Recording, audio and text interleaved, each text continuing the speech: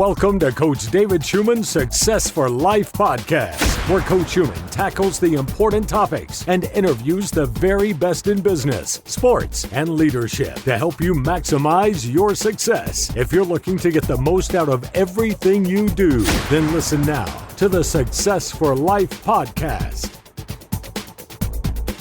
Hi, this is Coach Schuman here for the Success for Life podcast. Now flying up the iTunes charts. We were in the top 100 overall, all podcasts in the U.S. This past week. We had climbed as high in the business section of top 3 in the country. Today, I have a tremendous guest on here, Kevin Koskella, who's going to talk to you about something unique in our business space. Obviously, myself as a coach and an athlete, working with football players all the time in my business. This is something sports-wise that's going to be always dear to my heart with respect to business. So glad to have on Kevin. So Kevin, welcome to the Success for Life podcast. Thanks, David. Good to be here, and congrats on the top 100 podcast. That's awesome. Yeah, it's been quite interesting. We're trying to figure out how to go about monetizing it quickly because it happens so fast, and making sure we get support for the podcast so we continue to bring on great guests like yourself and continue to do more great things. So I find, tell everybody a little bit about your background, because I find what you do incredibly fascinating. Oh, yeah, for sure. So I grew up a swimmer, and I started out with just swimming laps in my neighborhood pool. And it got to the point where I was spending a lot of time in the water. And my mom actually started offering myself and my sister 1 penny for every lap that we could do in the community pool. So then I just ended up spending like a huge amount of time in the water because I really like money. And then it got to the point where she said, I can't afford to have you guys swimming all these laps anymore, so I'm going to put you on a swim team. So I started swimming at about 8 years old. I started competing and went to swim meets and all that growing up. And that was pretty much my life from age 8 to 17. And did nothing but swimming. And then swam in college competitively at a Division II school, and graduated, started doing some open water swimming, some triathlons, things like that. And I was always working corporate jobs, and it wasn't really a good fit for me. I didn't like it. There was a lot of things I didn't like. I didn't like having a boss. I didn't like having to go into an office every day. And so eventually I started coaching swimming like on the side. And I was coaching adults, mostly adults that were looking to either get in shape, or to actually do a triathlon. So I started kind of researching, like, how should I coach these adults that are doing triathlons? And there's very specific techniques that work really well for distance swimming and triathlon. So I put together some clinics. I started having success with a lot of different range of swimmers, like anything from a total beginner to a more advanced level, like even some professional triathletes. Based on some of the techniques that I was teaching. And then I started a website, tryswimcoach.com. And the idea was, there's a lot of people in my local area here in California that need my help. I'm imagining there's a lot of people all over the world that could use this. So I put some workouts online, and I put it on my website, and people could actually buy a package of workouts on my site, and they could download it and use it to train for a triathlon. And so that started out as something that I thought, maybe I'll make a little side income from this. And then over the course of time, I turned that into an ebook, and then I turned it into a video, and it started to become a full-time business because there were enough people around the world that needed my services and needed the coaching and the workouts and everything that I could make a living doing this. So then eventually I created a membership site where people can join the site, and then they can get everything. So they can get the workout plans, they can get the videos to teach them better stroke technique, and even like they can send in their video. The coaches on my staff can critique it.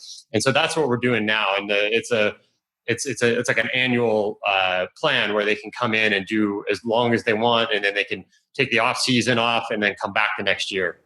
Very cool. Now, what platform did you build your membership login from? It's on WordPress. Yeah. Okay, cool. Yeah. Very cool. Very cool. So you started out as someone who loved the sport of swimming, or I should say liked it a lot, right? enjoyment. Right. Your parents got you into it. How important were your parents in helping you to really enjoy that actual sport? Oh, I love that question, because I think that there's a lot of parents out there that, they push really hard on their kids. They really push them into certain sports because maybe either they did that sport and they want their kid to succeed in it, or they didn't do sports and they want to live vicariously through their kids. Right. And my parents weren't like that at all. And I think if they were, I would have quit really early on. If there was any push from them and wanting me to do something in swimming, it was always 100% up to me. There was never any pressure to keep swimming, to keep competing, or to go to swim meets or to do anything. It was always up to me. And I think that was the key to me being excited about swimming and actually continuing to do it over the years, because it was all self-driven. It was the intrinsic motivation is what I kind of lived off of, instead of having other people decide or to push me in. Even just coaching itself, I always thrived under coaches that were sort of more laissez-faire, hands-off, that would give good, solid advice and workouts and everything, but didn't, jump up and down and didn't hammer me to get the next workout done or whatever it was. And so, so that's really it. I think parents are a super important influence on kids when it comes to any of these sports. How and I think that obviously there's a lot to cover on this, but that intrinsic motivation that you had, how do you feel a good parent handling someone like yourself with talent in that area can help guide you in the right way, where you enjoyed it like you did, but didn't feel the pressure of performing? Yeah, so I think that word guide is the key. It's instead of being your coach, they can kind of be more your guide. So, I think, again, the hands-off approach and being available, but not being pushy. So, my parents were always available to take me to swim meets and to take me to swim practice every day and to pick me up and all that. And and I think it's just important to have something in your life as you're growing up to be able to, kind of dedicate yourself to. And it could be a sport, or it could be a hobby, or it could be, a musical instrument or something like that. But yeah, I think, allowing your kids to experience all of the above and see what they gravitate towards is the thing, because you never know. I mean, I did everything. I did soccer, basketball, baseball. What else? I mean, I tried everything. I did all kinds of musical instruments, and nothing really stuck besides swimming. I even did running for a little bit, but swimming was the thing that just somehow took off. And, I'm so thankful that it happened that way. Yeah, absolutely. It resonated for you. Now, I find this fascinating. 4,823 athletes and counting that have come through your program. First of all, I mean, it's kudos to the fact that, you found an area they could really help, triathletes and swimmers with, especially long-distance swimmers.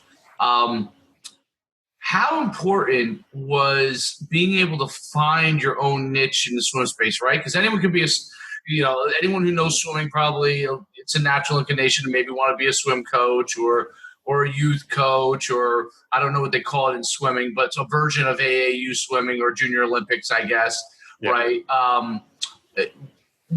What made you choose that niche, and then what made so many of those athletes really begin to trust you?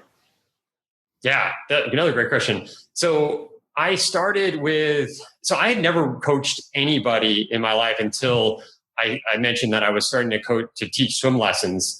And this was after I had done some corporate work, and I was really not a name at all. I mean, nobody knew who I was. So there is a little bit of, I'd say it's a mental hurdle that you have to get over with, who am I? I'm not an expert, but the way it kind of worked is that I basically got lucky with the people that were coming to me for my swim lessons.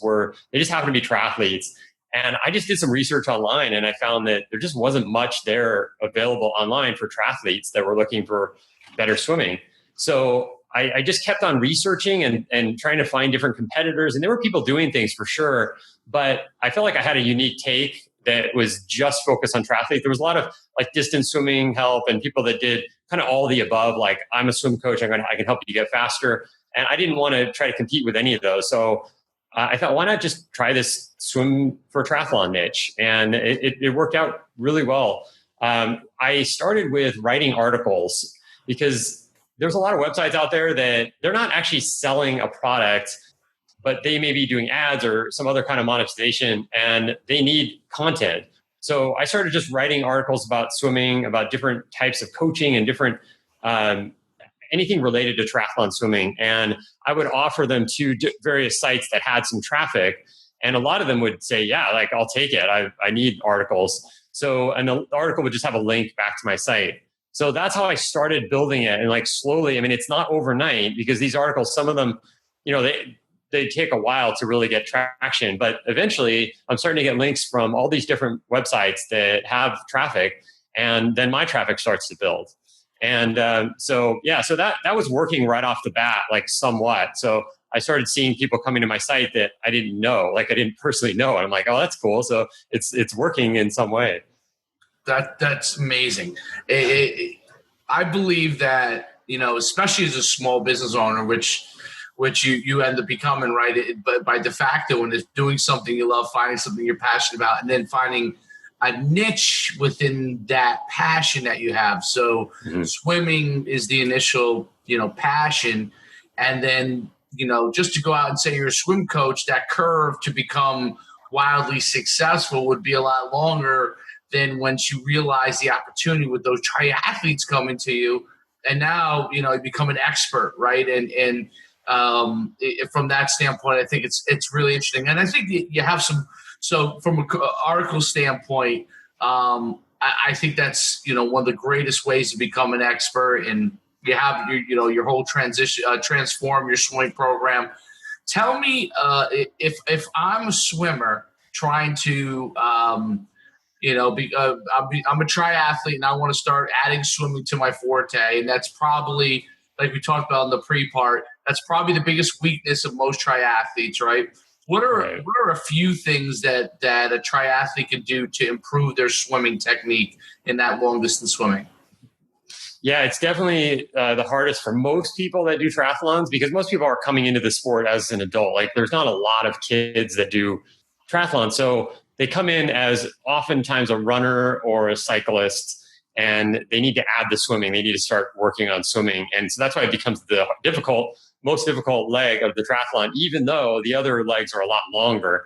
It's just that we're not used to being in water as humans. So that part just becomes like, it could break you. You're not going to win the race by being an awesome swimmer, but it could definitely hurt your race. And it could make it a lot less fun when you're out of shape and you're not used to swimming.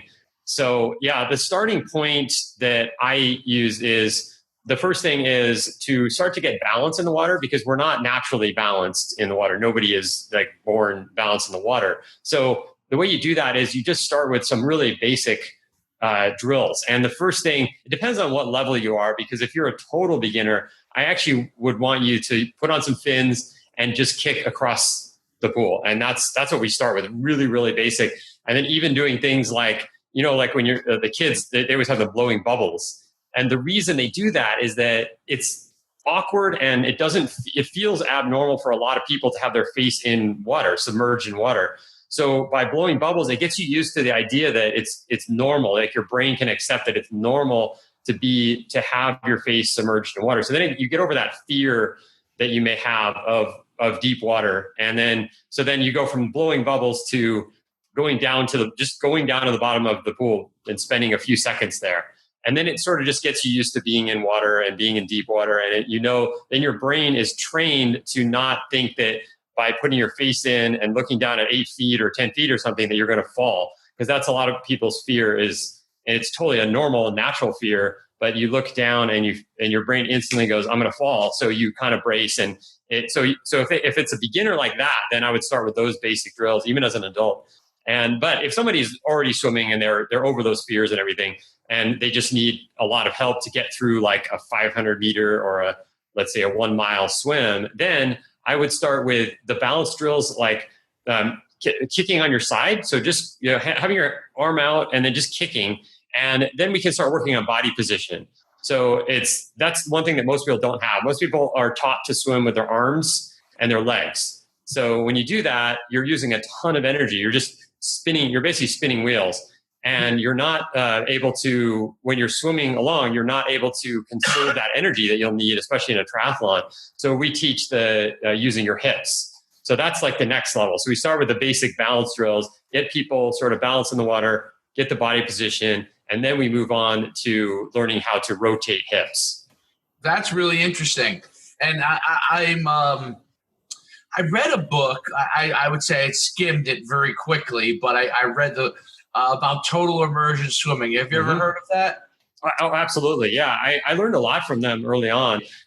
I think that part is interesting. Like, so when you talk about just on a technique level, just the things like from the hip standpoint, and when people start to learn how to utilize that, and we don't have to dive into depth of it, but sorry, you had asked about total immersion swimming. Yeah. So I really like their stuff, and I think they provide a good framework for body position and stroke technique. And I think it's also lacking a little bit. And the way I kind of design our program, it incorporates some of the same aspects that total immersion has.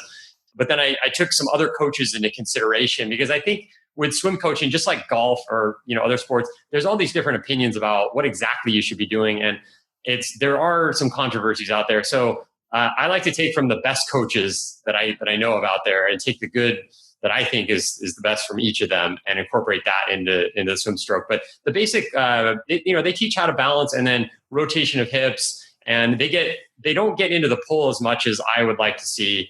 But that's something that we kind of fill in. Yeah, the pull enables you to be able to propel down farther, right? Longer stroke. Right. Exactly. Less energy, but more energy efficient, right? Yeah, exactly. You got it. Besides football, I coached track and field for a long time. And I was a sports coach, so we're always trying to get people to be more efficient. A lot of those principles got us make those exact same things. So it's really interesting. Now on the some of the triathletes, what are some of the triathletes? What they've accomplished? Some of the athletes that you've worked with. Yeah. So the most exciting are actually the pure beginners. I mentioned that. I like seeing people that are really just starting out and then helping them to get to their goal, which a lot of times it's just completing a triathlon. So some people actually want to finish in the top, whatever, of their age group, but a lot of people, they come in and they want to complete a triathlon. And so to get them from zero to finishing that triathlon is, I think, the most exciting. And I would say that I can, think of a few people that were just starting beginners and really hadn't done any swimming in their life. They're like 35 years old, something like that. And they come to me, and then we get them just on some really basics and get them off to a point where they can finish a 1 mile swim. They're not going to do it fast, but they can finish it and then do the bike and the run after and have a great time. And I think that's the most fun. I mean, there are definitely people that are really competitive. They want to beat their times and they want to move up in the rankings and all that. And that's great. But I think that when you think about it, like any sport that you start at a very low point. And the most exciting is when you're making those leaps and gains, like right at the beginning. Later, you're making small gains, and it can be fun, but it's not as thrilling as that beginning part where you're just like, wow, last week I couldn't even swim 100 meters. Now I can do a whole 500 meters, stuff like that. Absolutely. That increased, that curve right in the beginning is so great, right? They learn so much. They get some real massive improvements. So that has to be tremendously rewarding. Let's talk about the business side of it. So what are some of the challenges that you've had? Obviously you're working with a lot of the athletes now. What were some of the challenges you had in getting people to buy into your program? Well, I'll start with the early on challenges, and then I'll go up to more recent. So the first thing was I wasn't technical at all. Like, I didn't have a degree in programming. I didn't even really know HTML when I first started online. And then I was trying to sell workouts online, and I connected to PayPal. I was successful with that. And then I put the site up with, they could download this workout guide. It was a PDF file at the time. And I left for a trip when I first put all that up. And I hadn't checked my email in a couple of days. And then I got on my email. I didn't even think that anyone was going to buy it because I didn't even know what my traffic was or anything like that. And I had a sale, but the guy couldn't download the guide. So he was sending me like 3 or 4 emails, like angry, saying like, "Oh, you took my money," and it was like $15 or something. Right. But it was pretty, like, I was like, I don't know about this. Yeah. So anyway, the beginning part was a little rough. I fixed those issues. I figured this stuff out. I had people that I hired on my team that helped me. And then, each step of the way, I think presents another challenge. Like, then I created an ebook, which was, I had to create the thing on PDF, had to get it designed, all these things, and then finally get it up there on my site so people can buy it and download it and everything. So all those little technical things, like, I think each presented a challenge. And then I went from that to creating a DVD because I needed to put things on video. It's swimming, so you can't just learn it by reading and looking at pictures. So I created a DVD, and then I started shipping that. So of course, there's always issues with shipping, but I ended up outsourcing all that to a company that did a great job, and they were able to ship, like as soon as an order would come into the website, it would go right to them. They would ship it out, and I wouldn't even have to touch the product. So, so these things are, there's always challenges being presented all along the way. And I think the biggest one in this business has been, or was, that there was a time when, so DVDs were really popular for a while, and then they started to decline in popularity, and people were switching to all kinds of different things. So, and this is around 2010, I thought I need to do a membership site and put the videos in the membership area so that they can access videos just by logging in. And I thought, this is so much better than what I was doing before with just sending out DVDs. And it would connect people, it would connect them to me. It's like a way better system. The problem was a lot of people in my audience weren't ready for membership sites. Most of them didn't even know what that was. So they would actually buy the membership on my site. And then they would send me an email immediately saying, hey, you didn't ask for my shipping information. What's going on? Like, they didn't understand that they actually got the login, but they didn't understand that you log in to get it. So I was sending a lot of emails saying, hey, it's actually a membership site. You can access all the videos in the course. And so that was the first year, I think. It was like a lot of that back and forth of understanding. Eventually that became really common to be signing up for something and then have a login, and then you log in and then you get all your materials there. So, but yeah, I think that was the bigger challenge. And I think that's it. I think the more recent challenge is that people can get their videos reviewed online. So it's a lot of people, they'll just take their videos on an iPhone or something. And that's good enough for us. Like, if we can get an iPhone video, I have a coaching staff and I myself, and we'll do the review. We'll tell you what to work on and everything. But I think a lot of people think that it's a lot harder than it is. Like, they're like, oh, I don't have a camera that goes underwater or anything. And it's like, yeah, we don't need that. But those things are kind of being worked out as time goes by. Oh, that's interesting. Yeah. So I guess almost like I guess it wouldn't be GoPros because they wouldn't be filming where they were, but I guess something that can go with them, that can film their strokes, or somebody that goes along with them. Yeah. That's really interesting. So, was the growth to getting 4,800 customers, what did that look like? What, how did that's a pretty good scale, especially for the niche marketplace that you're in. What did you do to scale from that standpoint?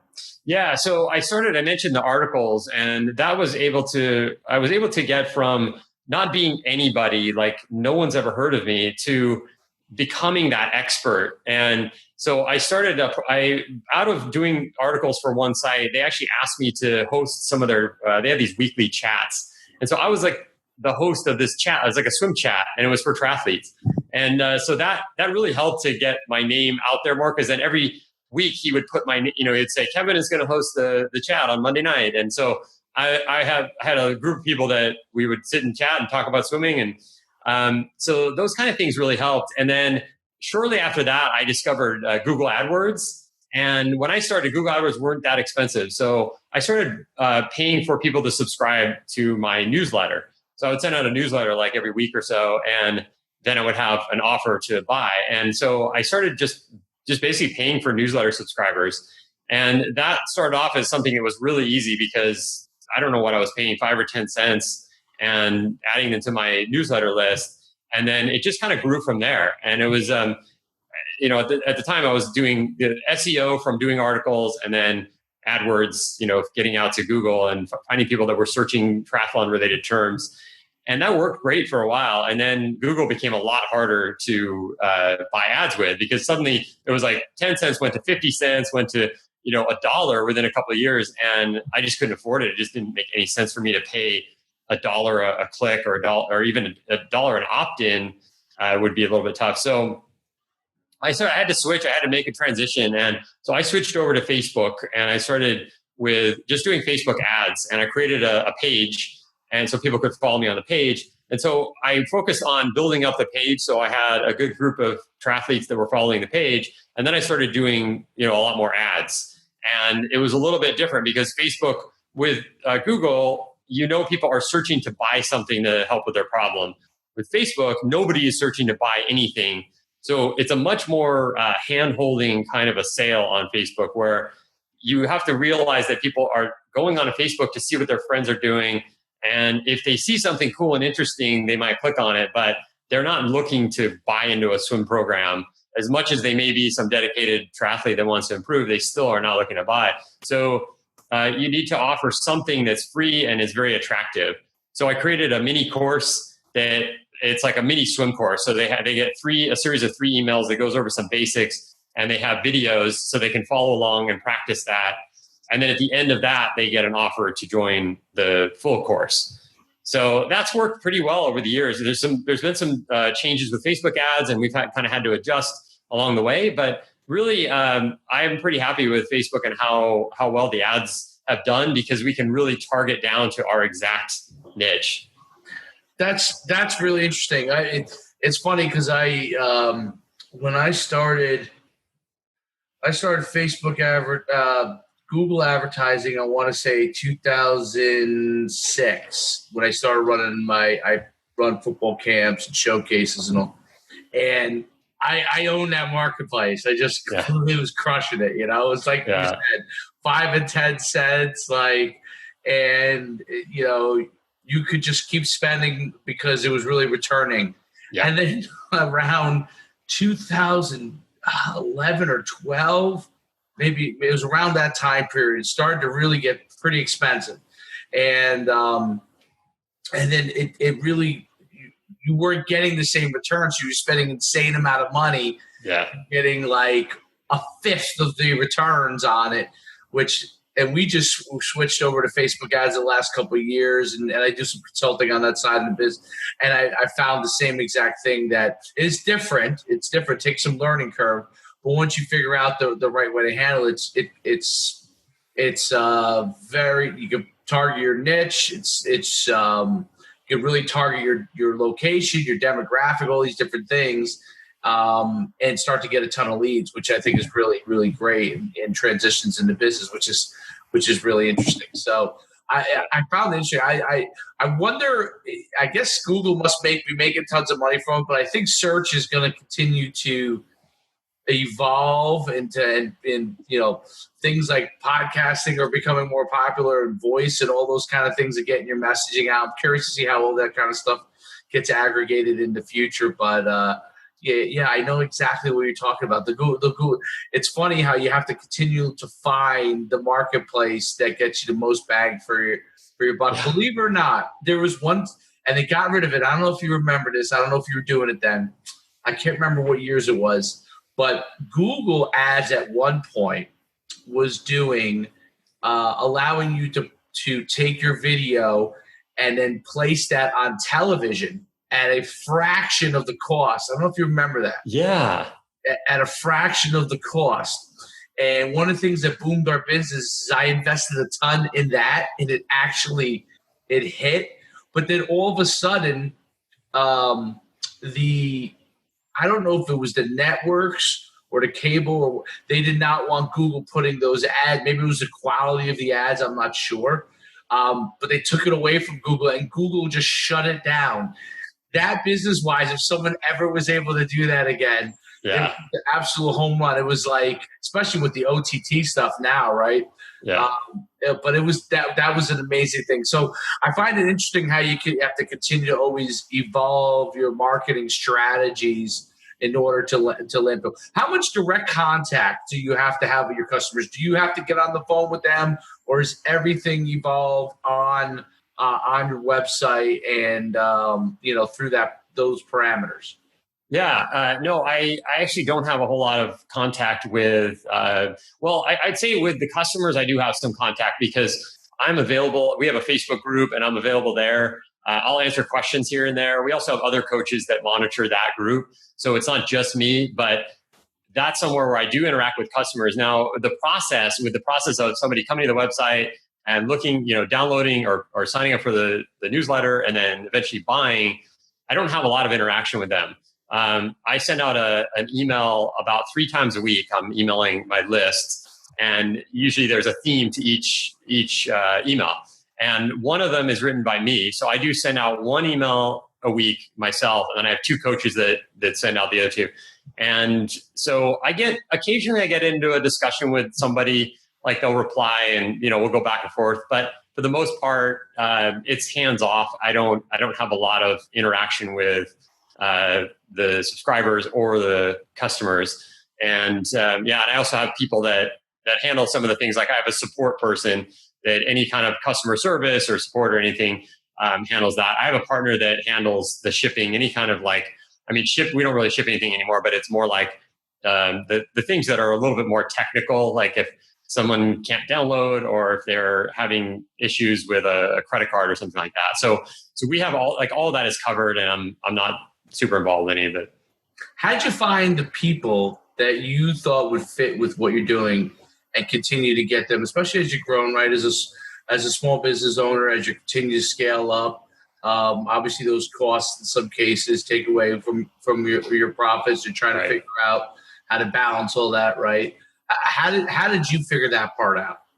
Yeah, so I initially, because I didn't have a technical background, I just went to this site called elance.com and had them build a website. And I hired somebody there to build a website. And I think it was like $100. And the site was really not very good. It was actually pretty bad, but it got it done. I got the site up there. And then as I made some more money, I upgraded the site. I hired a local designer to build a better website. And then it's just been a series of, for a while, I was just hiring people per project and mostly finding them on Elance. Now it's called Upwork.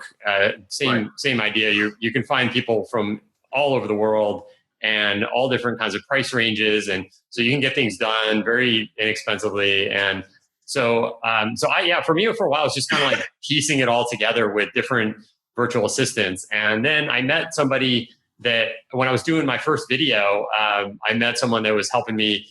Actually, it wasn't my video. I was helping with another swimming video, and I met the videographer, and he's also a triathlete and he's also a business guy. And I'm like, would you be interested in helping me with some video? And he's like, oh yeah, for sure. So he actually helped me create a DVD, and then we went on to become partners. So now he's a partner in the business, and he's very technical. He can do video editing, he can do design, and he can also help with marketing. So it's like a really good fit between the two of us. So that solved some of my problems of having to constantly be finding people to do all these things. And then I had a girl that was working for me in the Philippines as my support person, and she's just stayed on. She's been great.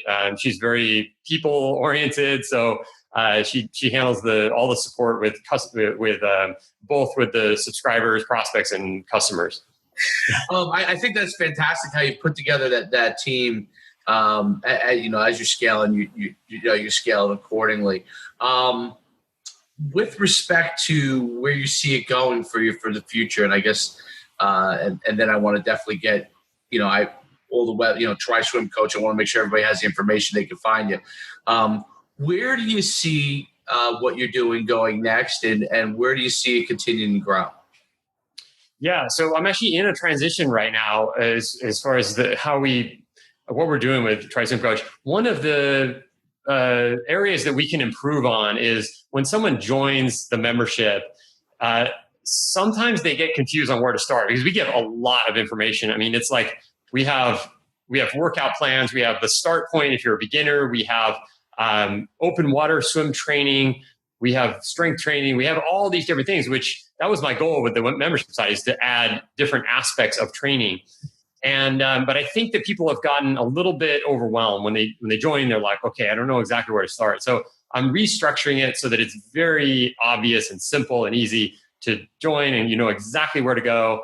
And I'm also adding some features. So I'm going to make it more personalized because I think that's one thing that's missing. So when they start, they will get attention from me and the other coaches. And so they can set up a time to chat, and then we'll go over, they'll send in a video right away. So we're going to start at a point where we understand that person, that individual, instead of making it just, this is the program for the masses. We're going to try to understand each individual that joins. Now it's going to be a little bit more expensive to join, and we're going to make it an annual membership so that if they want to keep going year after year, they have to resubscribe. And so it's going to be a little bit more exclusive than it was before. Whereas now we're kind of accepting anybody that wants to join, they can just join. We want people that are really dedicated, that actually want to put in the time and energy and effort to improve themselves in this area. And if they're not interested in that, then, you know, we just don't really want them in the program. So I'm being a little more selective on who joins. That's the big difference now, because we're giving all this extra attention to them. So that's where I see it going. I see it more as a tool for somebody that is super dedicated and isn't just taking it lightly and just like, oh, I might get to this someday. It's more like, no, I want to do this right now. Yeah, I think that's a big thing too in the marketplace. It's like if you're able to definitely charge more because you're giving better service for your customer. You can give them more, and I think the people that end up coming back to you are people that you want as customers. And it's one of the things I've always learned. Like, we had huge mass reach. We're averaging like 20,000 customers a year at one point. And then we started transitioning because of our industry transition. And we started transitioning to two programs, the programs that were low cost and had the mass reach, and then the programs for people that want to get more service. And we found that those customers, believe it or not, are happier. Yeah. They can even though they're paying more, they're getting more for their dollar, and the people who are paying less seem to be always unhappy. That's exactly. You know, they weren't paying very much to begin with, and you're almost basically, you're not making any money off of that, but they don't realize that. Right. But the people that you actually make money with, it's like it goes hand in hand because you're able to provide them with great service. So I think that, to really wrap it up, I find what you're doing absolutely fascinating. I want to make sure, first of all, just like what you're doing here, everybody can find, especially like in sports, what I've found, instead of always having to try and, be another coach that's out there, or it goes for football, it goes for swimming, it goes for track and field, whatever it is, finding a niche that you can really excel at and become an expert on, really allows you to have tremendous success, because you can really service your customers in a way that nobody else can. And you really truly become the expert, and you have, and I think it's amazing what you accomplished, and you continue to accomplish a lot more. Tell everybody where they could find you, they could reach out to you, and your podcast as well. Oh yeah. Well, thank you. I appreciate that. It's great to hear. And I think one thing to keep in mind too is that we're coaches, and in this whole world of coaching sports, there isn't as much competition as it might seem. Like, like with swimming coaching, most swim coaches I know are on deck coaching all the time. They don't have time to put together an internet business. So if you have an idea in this realm, most of your competition is not online. They're not like working on new products and new ways to help people. And even the competition that you can see that you're aware of, rather than look at them as competition, you probably can also start something in the same realm, but just do it a little different way and have a great business. So I just wanted to make that part clear. So how they can get a hold of me. So the website is triswimcoach, triswimcoach.com. And I'm on Facebook, Twitter, at Triswim Coach on Twitter, and also on Instagram. And then what else? Yeah, if you want to send me an email, that would be awesome. Kevin@triswimcoach.com. Perfect. Kevin, thanks so much for coming on. This has been tremendous podcast, fascinating. I've learned a ton. I think the listeners really learn a ton. And we also are glad to know that the building is safe. Yeah, that's awesome. Yeah. Well, thanks, David, for having me on. I appreciate No problem. it. No problem. I'll let you know if there's any more emergencies. Absolutely. Have a great rest of the day, and we'll see you real soon. Kevin, thank you very much for being on. Have a great day. Thanks, man.